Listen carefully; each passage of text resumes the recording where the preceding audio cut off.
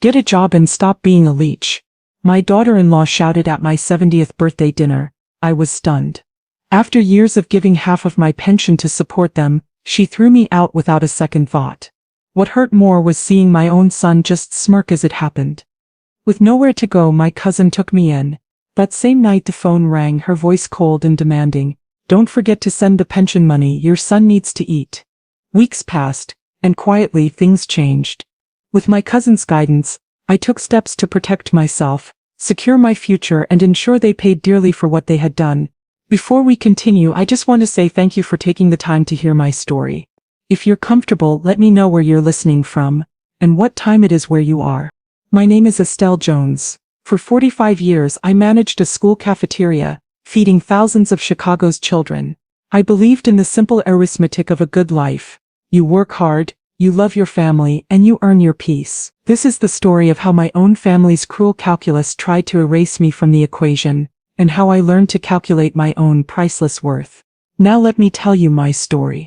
The morning of my 70th birthday began not with balloons or joyful whispers, but with the familiar heavy silence of a debt being paid. I rose before the sun as I always did, my old bones creaking, a quiet protest against the damp Chicago air that seeped through the window frames of my son's cramped bungalow. The house was a place of low ceilings and simmering resentments, a far cry from the sunny two-bedroom apartment my husband Thomas and I had shared for 30 years.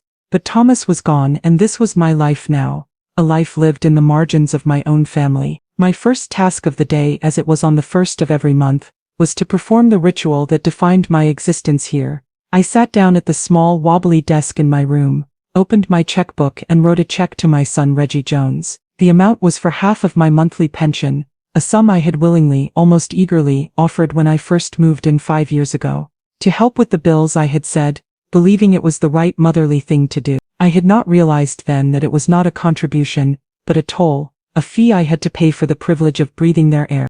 After writing the check, I began my other unpaid duties. I went into the kitchen, the linoleum cold beneath my worn slippers, and put on a pot of coffee, just the way Reggie liked it. Strong and black. I started the oatmeal for Sharon, my daughter-in-law, adding the cinnamon and raisins she preferred but never acknowledged. I moved with the quiet, practiced efficiency of a ghost, a domestic spirit whose only purpose was to smooth the edges of their difficult lives. The house was a testament to their struggles. Reggie worked the night shift as a security guard, a job that left him perpetually exhausted and hollow-eyed. Sharon was a customer service representative for a cable company, a role that seemed to have permanently soured her disposition, leaving her with a voice that was always on the verge of a complaint. They were drowning in a sea of bills and disappointments, and I, their live-in mother, was both a financial resource and the most convenient target for their frustrations. I left the check on the kitchen counter, propped against the sugar bowl where they couldn't miss it. A few minutes later, Sharon emerged from her bedroom, wrapped in a cheap satin robe, her face a mask of weary discontent. She saw the check, snatched it up without a word, not a thank you, not a good morning, and stuffed it into her robe pocket. It was a transaction, as cold and impersonal as a bank deposit. Reggie shuffled in a few moments later, grunting a vague greeting as he poured himself a mug of coffee. He saw me standing by the stove, and his eyes, so much like his father's but lacking all their warmth, held a familiar sullen indifference. He knew it was my birthday. We had spoken about it last week, but the day had arrived with no more fanfare than any other. It was just another Tuesday, another day for me to be useful and invisible. The day wore on in a haze of unacknowledged significance. I did the laundry, I scrubbed the floors, I ironed Reggie's security uniforms. With every chore, a small, hopeful part of me listened for a sign of celebration. A whisper, a hidden gift, the rustle of a card being signed. But there was nothing. Just the drone of the television and the sharp, impatient clicks of Sharon's keyboard as she worked from the dining room table.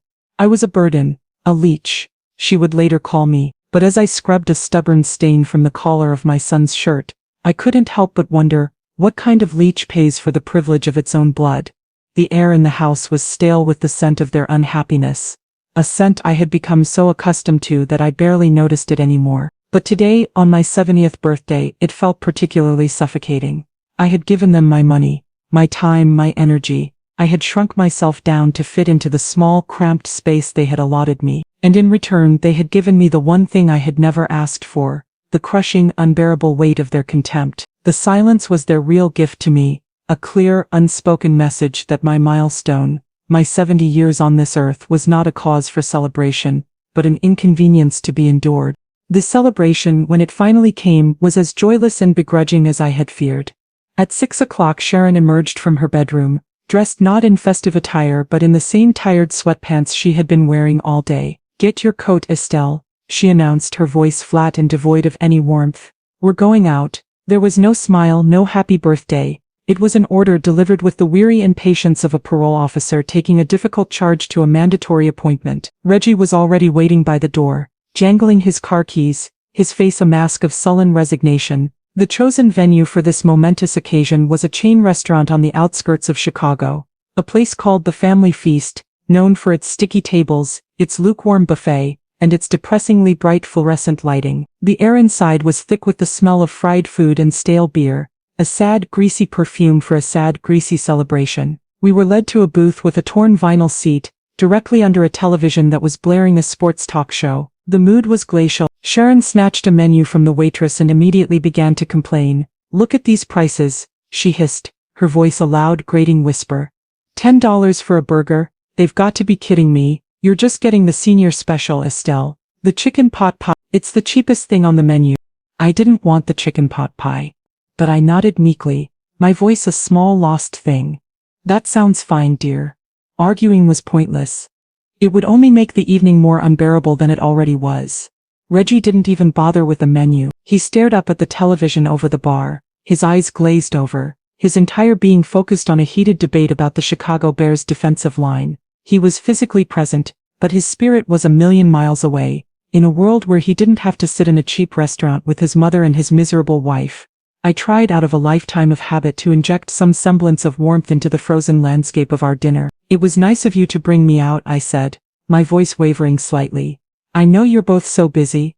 Sharon just grunted, her eyes scanning the restaurant with a look of profound dissatisfaction, as if she were a queen forced to dine in a peasant's hovel. Reggie, his eyes still glued to the screen, simply said, "Yeah, well, you only turned 70 once, I guess." His words, meant perhaps as a simple statement of fact, landed like a small sharp stone in my heart. He wasn't celebrating my life. He was enduring a once-in-a-lifetime inconvenience. The waitress, a young woman with a kind, tired face, brought our food. My chicken pot pie was a pale, insipid-looking thing, the crust a pasty, anemic white. I poked at it with my fork, my appetite completely gone. The dinner was not a gift. It was a chore, a resentful obligation they were performing with the worst possible grace. They had not brought me here to celebrate me. They had brought me here to check a box, to be able to say they had done something for my birthday. I looked around at the other tables. I saw families laughing, couples holding hands, friends sharing stories. I saw warmth, connection, joy, and then I looked back at my own table, at this cold, dead island of resentment. I saw my son, a stranger who looked at a television screen with more interest than he looked at his own mother. I saw my daughter-in-law, a woman whose face was a permanent thundercloud of anger and disappointment. And I saw myself, a 70-year-old woman, eating a tasteless pot pie in a noisy restaurant, more alone than I had ever been in my life. The silence at our table was broken only by the sound of chewing and the angry shouts of the commentators on the television. I felt a wave of despair so profound, so absolute, that it almost took my breath away. I had given them everything I had, my money, my home, my time, my love. And in return, they had given me this, a cheap meal, and their suffocating, palpable contempt. I had thought that my 70th birthday would be a milestone, a day to look back on a life of hard work and sacrifice with a sense of pride and accomplishment. Instead, it was a funeral. It was the day I finally had to bury the foolish, stubborn hope that my family loved me. The explosion, when it came, was triggered by the smallest, most innocent of sparks. I was trying, one last time, to fill the crushing silence. I was thinking of the coming Chicago winter, of the biting wind that whipped off the lake, a wind that seemed to cut deeper into my old bones with each passing year. "You know," I said, my voice a little too bright, a little too hopeful, "I was thinking with the holidays coming up, it might be nice to get a new winter coat. My old one is getting so thin." It was a simple, harmless remark, a small personal wish expressed on my birthday. I wasn't asking them to buy it for me. I was just making conversation, sharing a thought. But to Sharon, my words were not a wish, they were an accusation, a demand, A final unforgivable act of entitlement from the woman she had come to despise. Her head snapped up from her plate, her eyes, which had been dull with boredom, now blazing with a sudden shocking fury. A new coat, she spat, her voice a low vicious hiss that was somehow more terrifying than a shout. A new coat, with what money, Estelle? The money you think grows on trees, the money you think we have just lying around to buy you new things. I recoiled as if I had been struck. I didn't mean, I stammered, my face flushing with a hot prickling shame. I just meant I would save up for one. My feeble explanation was like gasoline on a fire. Sharon's face, which had been a mask of simmering resentment, now contorted into a snarl of pure unadulterated rage. She threw her fork down on her plate, the clatter echoing in the sudden shocked silence that had fallen over our corner of the restaurant. Her voice, no longer a hiss, rose to a shrill, ugly shout that turned the heads of everyone around us. Save up, she shrieked, a cruel mocking laugh bubbling up from her throat. Save up from what? Your pathetic little pension that doesn't even cover the cost of your own food. You want a new coat? Then do what the rest of us have to do. Get a job and stop being a leech. Leech. The word, so ugly, so parasitic, hung in the air between us. It was a word I had never in my 70 years had directed at me. I, Estelle Jones, who had worked every day of my adult life, who had raised a son, buried a husband, and managed a budget on a shoestring, was a leech. The public humiliation was a physical blow. I could feel the eyes of the other diners on me, their faces a mixture of pity and morbid curiosity. I saw a mother cover her child's ears. I saw a table of teenagers stop their laughing and stare, their phones held up, possibly recording my shame. I felt myself shrink in the booth, my skin burning, my heart a cold, dead stone in my chest. I wanted the floor to open up and swallow me whole. I wanted to disappear. In that moment of absolute soul-crushing degradation, my eyes, filled with a desperate pleading hope, flew to my son, my only child, my Reggie. Surely he would not let this stand. Surely he would not allow his wife to publicly humiliate his mother on her 70th birthday. He would say something. He would defend me. He would tell her she had gone too far. He had to. He met my gaze across the table. His face, which had been a mask of sullen indifference, was now something else entirely. It was not angry. It was not embarrassed. It was amused. As I watched, my heart shattering into a million tiny pieces, a small, cruel, almost imperceptible smirk formed on his lips. He took a slow, deliberate sip of his beer, his eyes never leaving mine, and the smirk widened. It was a look of pure, contemptuous satisfaction. He was not just condoning his wife's abuse. He was enjoying it. He was savoring my humiliation. That smirk, that tiny, silent gesture, was more painful, more devastating than any of Sharon's shouted insults. Her words were the ravings of a bitter, unhappy woman. But his smirk was a betrayal of the deepest, most fundamental kind. It was the silent, gleeful confirmation that he agreed with her. It was the final, brutal severing of the bond between a mother and her son. In that moment, I understood. I was not just an inconvenience to them. I was the enemy, and my pain was their entertainment. The car ride home was a study in suffocating silence. The air was thick with the toxic fallout of Sharon's explosion, a silence that was heavier and more menacing than any argument. I sat in the back seat, huddled against the door, my body as small and tight as I could make it. I stared out the window at the blurred, indifferent lights of Chicago, my cheeks still burning with the shame of the public spectacle. The reflection in the glass showed a stranger, a frail, defeated old woman with hollow eyes and a trembling lip. I didn't recognize her. Sharon sat in the passenger seat, her arms crossed, her body radiating a triumphant, righteous anger. She had won. She had put me in my place, and she was reveling in her victory. Reggie drove, his knuckles white on the steering wheel, his face a grim, unreadable mask. But I had seen the smirk. I knew what was behind the mask. It was not shame or regret. It was a cold, satisfying sense of an old score being settled. What had I done to make my own son hate me so much? Was it my very presence in his home, a constant, living reminder of his own failures, of his inability to provide the life his wife so desperately craved? I didn't know. I didn't think I would ever know. The moment the car pulled into the driveway of the small, dark bungalow, the fragile truce of silence shattered. Before Reggie had even turned off the engine, Sharon had her door open. "I can't do this anymore," she announced to the night air, her voice a low, venomous growl. "I can't have that disrespect in my own home."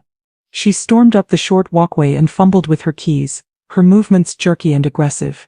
I remained in the back seat, paralyzed by a sense of impending doom. Reggie finally turned off the engine, plunging us into a sudden heavy darkness.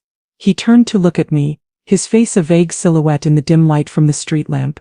"You shouldn't have pushed her, Mom," he said, his voice flat and devoid of any emotion. "You know how she gets." I had pushed her. My innocent remark about a winter coat had been an act of aggression. My desire for a small personal comfort had been a declaration of war. The twisted gaslighting logic of it all made my head spin. I had no words left. There was nothing to say to this stranger, this hollowed-out man who had taken the place of my son. I slowly, stiffly, got out of the car. My legs felt weak and unsteady, as if they belonged to someone else. As I stepped inside the house, the familiar stale air felt different, charged with a final terrible energy. Sharon was standing in the middle of the small living room, her hands on her hips, her face a mask of cold, implacable fury. She pointed a long accusatory finger at the front door. "Pack your bags," she said, her voice a low, chilling command. "Get out." The words, so stark, so brutal, seemed to hang in the air, sucking all the oxygen out of the room. I looked at Reggie, who had followed me inside.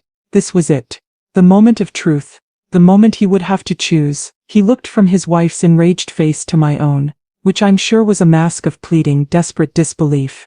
He hesitated for a fraction of a second. A flicker of something. Was it doubt? Was it shame? In his eyes. And then it was gone. He walked past me, not even brushing my shoulder, went into the bedroom he shared with Sharon, and shut the door behind him. The click of the latch was the loudest sound I had ever heard. It was the sound of my own son, abandoning me to the wolves. The last, flickering ember of hope inside me died, leaving nothing but cold, dead ash.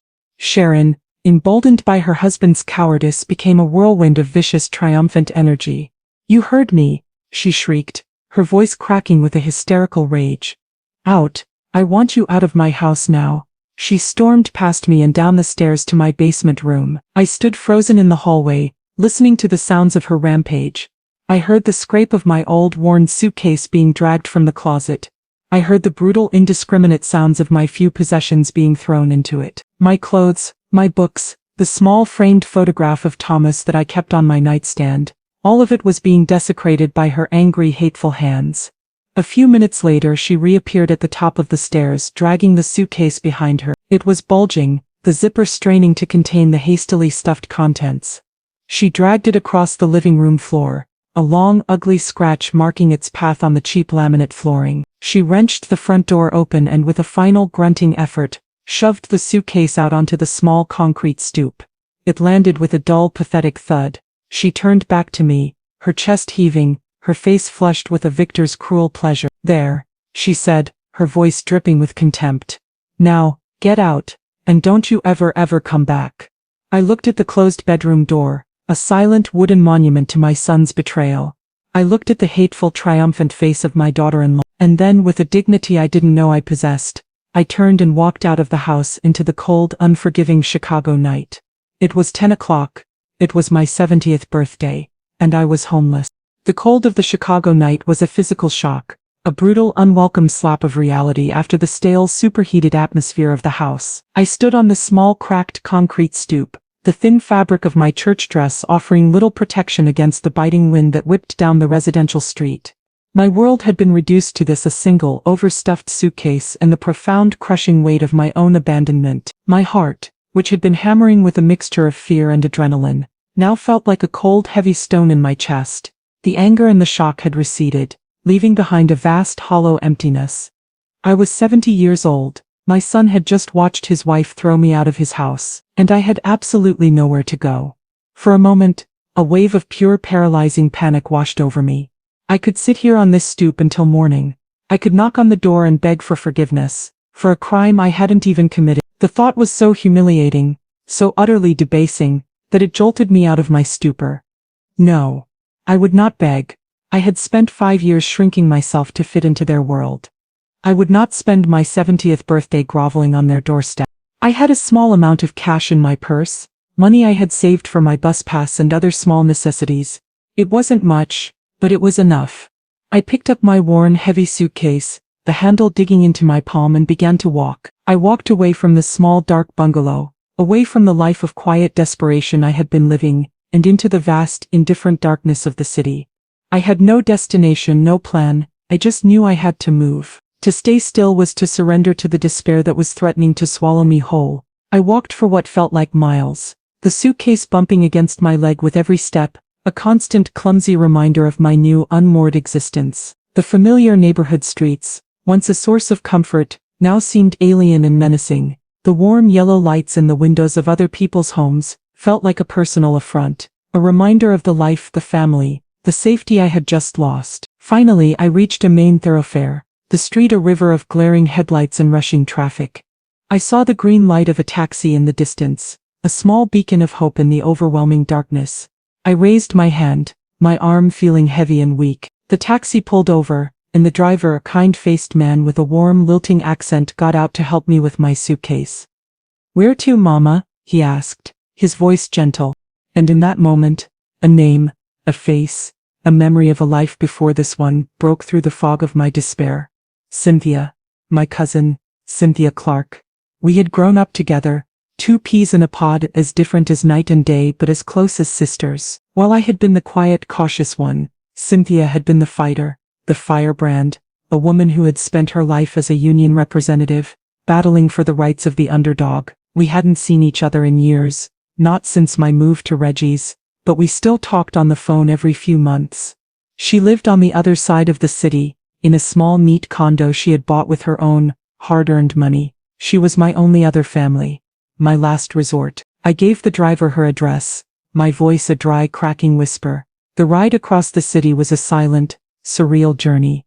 I watched the neighborhoods change, from the struggling, working-class streets of my son's world, to the more stable, established community where Cynthia lived. It was like traveling between two different universes. When we pulled up in front of her building, a clean, well-lit brick structure with neatly trimmed hedges, I felt a tremor of fear. What if she wasn't home? What if she didn't want to see me? What if she too saw me as a burden? I paid the driver, my hands trembling as I counted out the bills, and he carried my suitcase to the front door of the building. "You be safe now, Mama," he said, his kind eyes full of a concern that was more than I had received from my own son all day. I buzzed Cynthia's apartment, my heart in my throat. After a moment, her voice, sharp and clear and wonderfully familiar, crackled through the intercom. "Yes? Who is it?" "Cynthia," I said, my own voice a broken, unrecognizable thing. "It's Estelle." The buzzer sounded immediately. A loud, welcoming roar. I pushed the heavy door open and made my way to the elevator. My suitcase a clumsy, rattling companion. When the elevator doors opened on her floor, she was already there, waiting in her doorway. Cynthia was, as always, a picture of strength and competence. Her hair was a chic silver afro, her eyes sharp and intelligent behind a pair of stylish glasses. She was dressed in a comfortable but elegant kaftan, the picture of a woman who was the undisputed queen of her own castle. She took one look at my face, at my tear-stained cheeks, and my rumpled dress, at the pathetic bulging suitcase at my feet, and her expression of surprised pleasure melted into one of cold, protective fury. She didn't ask questions. She didn't demand an explanation. She simply opened her arms and pulled me into a fierce, enveloping hug. "Oh, Essie," she murmured, using her childhood nickname for me, her voice a low, angry rumble. "What did that good-for-nothing son of yours do now?" I collapsed against her, the warmth and strength of her embrace, the first true comfort I had felt all day. The dam of my carefully controlled composure finally broke, and I began to sob, great, wrenching sobs of grief and shame and rage. She led me into her apartment, her arm a firm, supportive band around my shoulders. Her home was a sanctuary. It was filled with books and art and the quiet, confident energy of a woman who knew her own worth. It was everything my son's house was not. She sat me down on her comfortable sofa, wrapped a soft, warm Afghan around me, and then went into the kitchen. She returned a few minutes later with a small glass of brandy. "Here," she said, her voice firm, "drink this, all of it. And then you are going to tell me everything." And so, I did. The whole ugly, humiliating story came pouring out of me, from the begrudging dinner to the public denunciation to the final, soul-crushing smirk on my own son's face. Cynthia listened in a silence that was more terrifying than any shout. Her face, which had been a mask of sisterly concern, slowly hardened into the face I remembered from her union negotiation days. The face of a fighter, a strategist, a woman who did not suffer fools or tolerate injustice. When I was finished, She was quiet for a long moment. Then she stood up and began to pace her living room, her movements like those of a caged lioness. That boy, she said, her voice a low, dangerous growl, has his father's face, but he has the devil's heart. She stopped pacing and looked at me, her eyes blazing with a righteous, cleansing fire. You are not going to cry about this anymore, Essie, she said, her voice a command. You are going to sleep, and tomorrow we are going to make them pay. I slept for 12 hours, a deep, dreamless, exhausted sleep in the quiet comfort of Cynthia's guest room. When I awoke, the unfamiliar silence was the first thing I noticed. There was no television blaring, no sound of angry, resentful footsteps overhead. There was just the gentle morning light filtering through the blinds and the distant, soothing hum of city life. For the first time in 5 years I felt a sense of peace. But the peace was shattered later that night by the shrill, jarring ring of my cell phone. I had left it on the nightstand, a forgotten artifact from a life that already felt a million miles away. I saw the caller ID and my blood ran cold. It was my son's house. A wave of nausea washed over me. What could they possibly want? A part of me, the foolish, hopelessly maternal part, dared to hope. Maybe it was Reggie. Maybe he was calling to apologize, to beg me to come home. Maybe he had finally come to his senses. With a trembling hand, I answered the call. Hello? I said, my voice a weak, hesitant whisper. It was not Reggie. It was Sharon, and her voice was a shriek of pure, unadulterated rage. Where is it, Estelle? She screeched, her voice so loud I had to pull the phone away from my ear. Where's the money? I was confused. What? What money, Sharon? The pension money, you old fool, she yelled, her voice cracking with a hysterical fury. Your pension was deposited this morning. I checked the joint account and it's not there. You didn't send it. Where is it? I was stunned into silence. I had completely forgotten. My pension, my lifeline, was direct deposited into a joint checking account I had set up with Reggie when I first moved in, a decision that at the time had seemed practical and trusting. Now, I saw it for what it was. A catastrophic mistake. But that wasn't what shocked me. What shocked me was the sheer breathtaking audacity of her demand. She had berated me, humiliated me, and thrown me out of her house like a piece of trash. And now, less than 24 hours later, she was calling to demand her payment. It was a level of shameless, sociopathic greed that my mind could barely comprehend. I stammered, trying to find my voice. I'm not living there anymore, Sharon. You kicked me out. I don't care if you're living on the moon, she shrieked. That money is for this household. It's for our bills. It's for your son. Don't forget to send the pension money, Estelle. Your son needs to eat. And then, the line went dead. I sat there in the quiet, beautiful guest room, the phone still pressed to my ear, the silence on the other end a chilling echo of her monstrous demand. Your son needs to eat. She had used my love for my child as a weapon, a tool of extortion, the last fragile remnants of my grief, my sadness, my misplaced sense of family loyalty, were incinerated in the white-hot fire of my rage. The gentle, accommodating Estelle Jones, the woman who had spent her life trying to keep the peace, died in that moment, and in her place, a new woman was born, a woman forged in the crucible of betrayal and humiliation, a woman who was done being a victim. I walked out into the living room, where Cynthia was reading a book, a glass of wine at her elbow. She looked up, saw the look on my face, and immediately put her book down. What is it, Essie? She asked, her voice sharp with concern. I told her about the phone call. I repeated Sharon's words, my own voice a low, shaking murmur of disbelief and fury. When I was finished, Cynthia was silent for a long moment. Then, a slow, dangerous smile spread across her face. It was the smile of a predator who has just seen her prey walk willingly into a trap. Well, now, she said, her voice a soft, satisfied purr. That's what we call establishing a pattern of behavior. That little phone call just cost your son a whole lot more than a single pension check. Cynthia's living room, over the next few days, was transformed into a veritable war room. My cousin, the retired union representative, was in her element. She moved with the focused, strategic energy of a general planning a campaign. The grief and shock that had paralyzed me were replaced by a cold, methodical sense of purpose. A purpose that was fueled by Cynthia's righteous, analytical fury. Okay, Essie, she said on the first morning of our new alliance, as she laid out a series of fresh legal pads on her dining room table. The first thing we need to do is change your perspective. You need to stop thinking of yourself as their mother, and you need to stop thinking of them as your family. Family doesn't do what they did to you." She took a sip of her strong black coffee, her eyes sharp and focused. "From this moment on," she continued, her voice taking on the firm, authoritative tone she must have used in 1,000 contract negotiations, "you are to think of yourself as an employee who has been wrongfully terminated, and a tenant who has been illegally evicted. That's the language they understand. The language of transactions." I looked at her, a lifetime of maternal instinct warring with the cold, hard logic of her words. "But I was just trying to help them, Cynthia." "I know you were, honey," she said, her voice softening for a moment. "But your help was reinterpreted by them as an obligation. You weren't a mother contributing to the household. You were an unappreciated tenant paying exorbitant rent, and you were an unpaid domestic worker providing free cooking and cleaning services. They didn't just disrespect you, they breached a verbal contract. And in my world, when a contract is breached, you don't cry, you sue." Her words were a revelation. It was as if she had taken the messy, painful tangle of my emotions and laid them out on a clean, logical grid. She had given me a new framework, a new language to understand my own story. I was not a failed mother. I was an exploited worker. I was not a burden. I was a creditor. The shift in perspective was immediate and profound. It was liberating. The shame I had been carrying, the feeling that I had somehow been responsible for their cruelty, began to evaporate, replaced by a sense of righteous indignation. They didn't just owe me an apology, they owed me. "So what do we do?" I asked, my voice stronger, clearer than it had been in years. "We build our case," Cynthia said, a grimly satisfied smile on her face.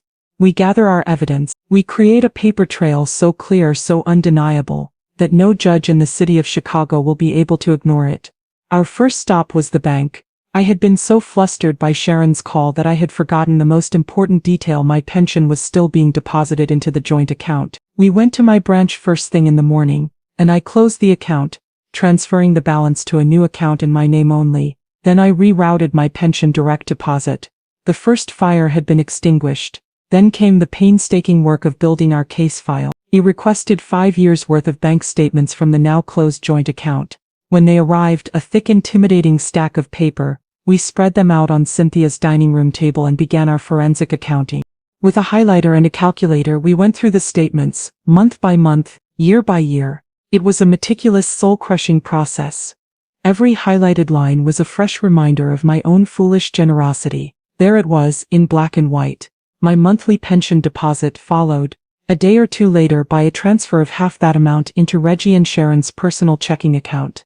A clear, undeniable pattern of contribution. We then cross-referenced these transfers with their own spending habits. We saw the money I had given them for bills and groceries being used for new televisions, for expensive sneakers for Reggie, for salon appointments for Sharon. My sacrifice had not been keeping them afloat. It had been funding their small, pathetic luxuries. As we worked, Cynthia kept up a running commentary, her union rep's mind analyzing the data, building the narrative. "Look at this," she'd say, her finger jabbing at a statement. "Your pension comes in on the 1st, and on the 3rd they're buying courtside Bulls tickets. That's not a family in need, Essie. That's a family of parasites." We created a spreadsheet. In one column we listed the date of each of my contributions, in the second column, the amount, and in the third we kept a running total. The numbers grew, page after page, until they reached a final staggering sum. Over the course of 5 years, I had contributed over $60,000 to their household. $60,000, the price of a luxury car, the down payment on a house. My entire life savings handed over, month by month, to 2 people who had repaid me with contempt and cruelty. Seeing the final number in bold black ink at the bottom of the spreadsheet did something to me. It was no longer a vague, emotional sense of having been taken for granted. It was a cold, hard, quantifiable fact. I had been robbed, and now I was going to get it back. With our case file complete, a thick, damning binder filled with bank statements, spreadsheets, and a timeline of events, Cynthia made her next move.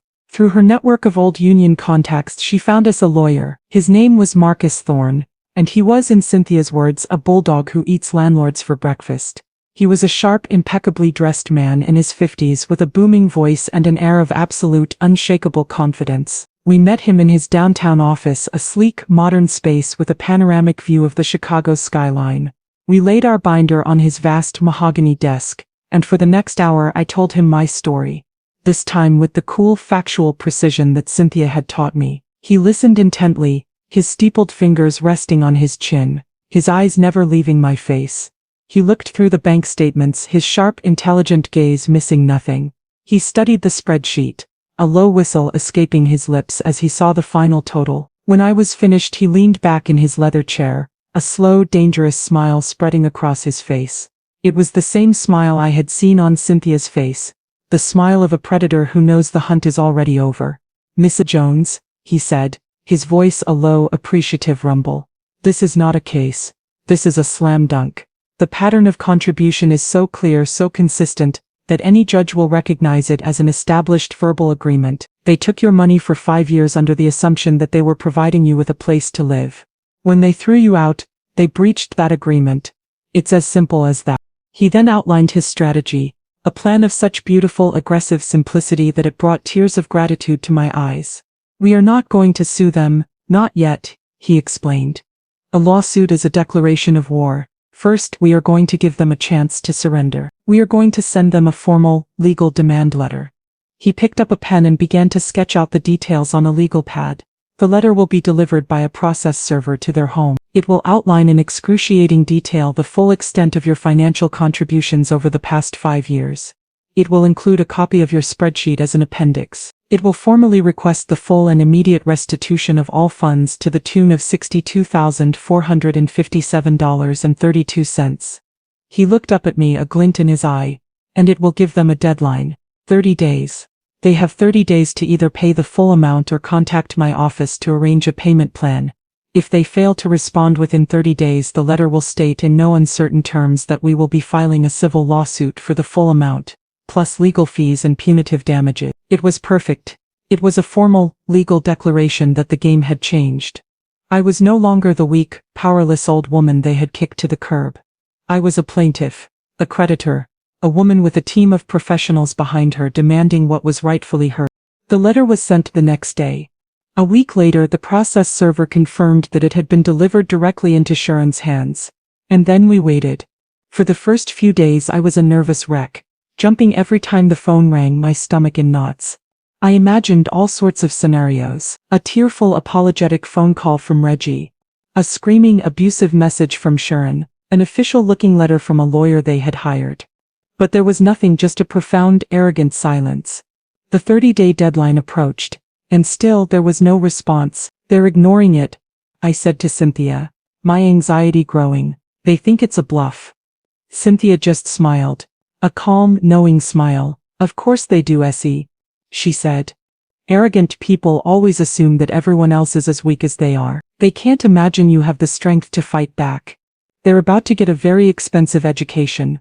The final proof of their arrogance came on the 29th day. It wasn't a letter or a phone call. It was a text message, sent to my phone from an unknown number. A burner phone. No doubt, it was clearly from Sharon, her voice dripping with the same contemptuous, dismissive tone she had always used with me. The message was short, and to the point. "Stop harassing us. You're a pathetic old woman and you're not seeing a dime. Get a life." I showed the text to Cynthia. She just laughed. A deep, throaty sound of pure, unadulterated pleasure. "Oh, you magnificent fool," she said, looking at the phone screen as if it were a winning lottery ticket. She just handed our lawyer the final nail for her own coffin. She immediately forwarded a screenshot of the text to Marcus Thorne. His reply came a few minutes later. It was a single sentence. "The petition will be filed with the court in the morning." The time for negotiation was over. The time for surrender had passed. The war was about to begin. The wheels of justice, I have learned, can grind slowly, but they grind exceedingly fine. The lawsuit was filed, and the official summons was served to Reggie and Sharon at their home. This time there was no arrogant silence. The reality that this was not a bluff, that they were now facing a formal legal battle, finally seemed to penetrate their thick skulls of entitlement. Their response, however, was not to hire a lawyer. It was to double down on their own stupidity. They chose to represent themselves in court. A decision that, according to Marcus Thorne, was the legal equivalent of performing surgery on yourself with a rusty butter knife. The first court date was a preliminary hearing. I sat on one side of the courtroom, flanked by Cynthia in the formidable confidence-inspiring presence of Marcus Thorne. On the other side sat Reggie and Sharon, looking small and out of place, their faces a mixture of fear and belligerent defiance. Sharon, in a move of breathtaking foolishness, tried to argue their case herself. She stood before the judge, a weary, experienced woman with a no-nonsense demeanor, and launched into a rambling, self-pitying tirade. She painted a picture of herself as the long-suffering caregiver, burdened with a difficult, demanding, and ungrateful mother-in-law. She claimed my financial contributions were a gift, a voluntary token of my appreciation for the roof over my head. She even tried to use the text message against me, claiming it was proof that I was harassing them.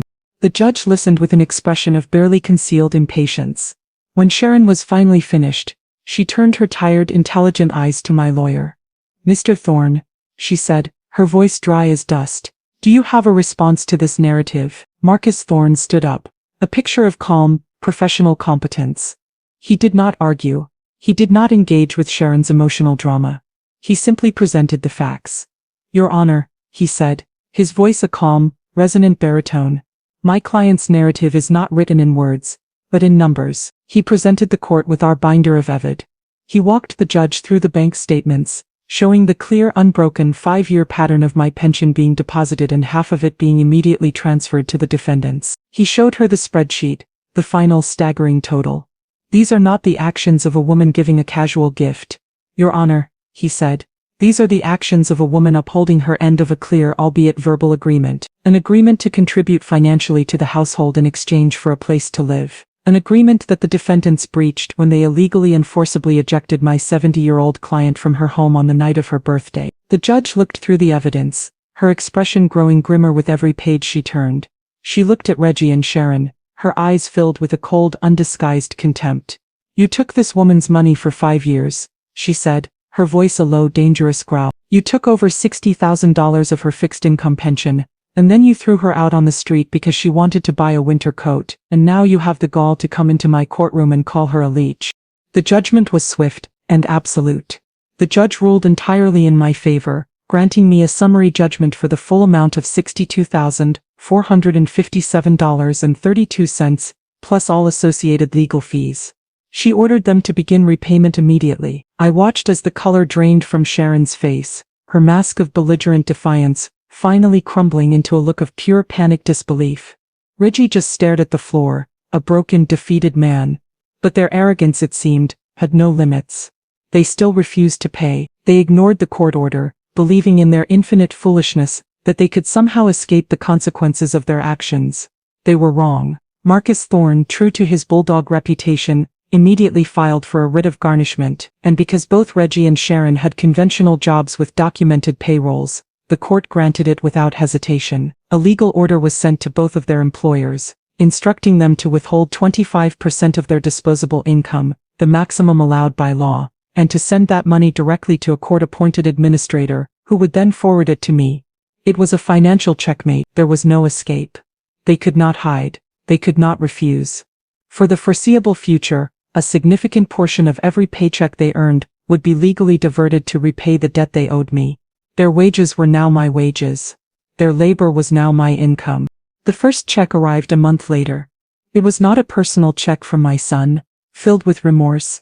It was a cold, impersonal cashier's check from the Cook County court system, a legal document that represented the first installment of my reclaimed life. I sat at Cynthia's dining room table, the check in my hand, and for the first time since my birthday I cried. But these were not tears of sadness or grief. They were tears of relief, of vindication, of a profound cleansing sense of justice finally served.